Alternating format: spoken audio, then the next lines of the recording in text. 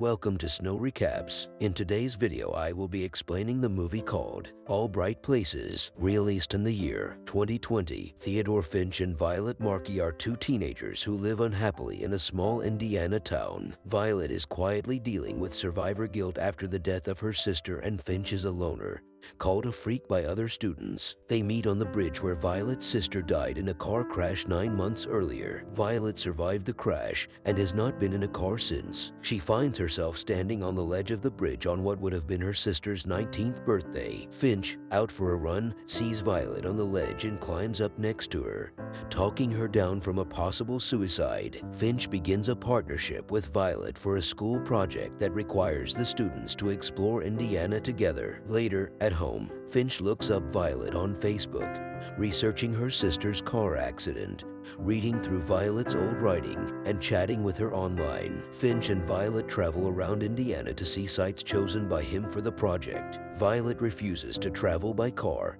so they bike to the highest point in Indiana. However, to visit a miniature roller coaster too far away to bike to, Violet agrees to get in his car. She returns to writing for the first time since her sister's death. He helps her talk about her sister, which no one else had managed to do. Violet slowly begins to heal. They fall in love. However, Finch's behavior becomes more erratic. He sometimes disappears for days at a time without contacting anyone. One day, while he and Violet are swimming at the Blue Hole, he disappears under the water. By the time he resurfaces, Violet is distraught and pushes him to tell her more about himself, threatening to leave if he doesn't comply. He reveals that he had been physically abused by his father as a child, and that his mother is absent in his life. On one occasion, Finch and Violet stay out all night by accident, upsetting Violet's parents. At school that day, Finch loses his temper on Violet's ex-boyfriend, Romer, after Romer calls him a freak. The two boys fight in the hall, and Finch takes off in his car. Violet, who broke up the fight, ends up in the principal's office with Finch's friend,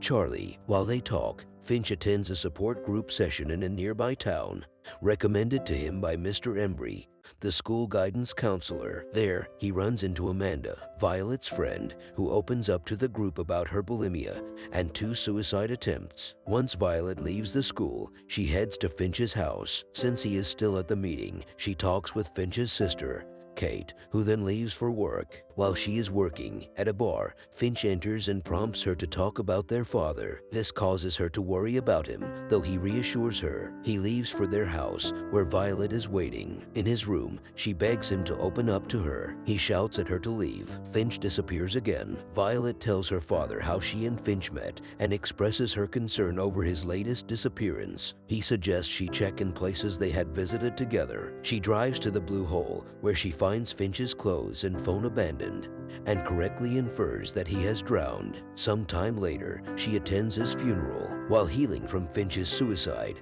Violet finds the map they used for travel around Indiana and notices the last location they were supposed to visit together marked in red. It's the Traveler's Prayers Chapel, a resting place for travelers and a place of healing for mourners. She finds his signature in the guest book. With Finch gone, Violet must present their school project alone. She reads aloud her writing on the lessons Finch taught her. In the last scene, Violet swims by herself in the Blue Hole.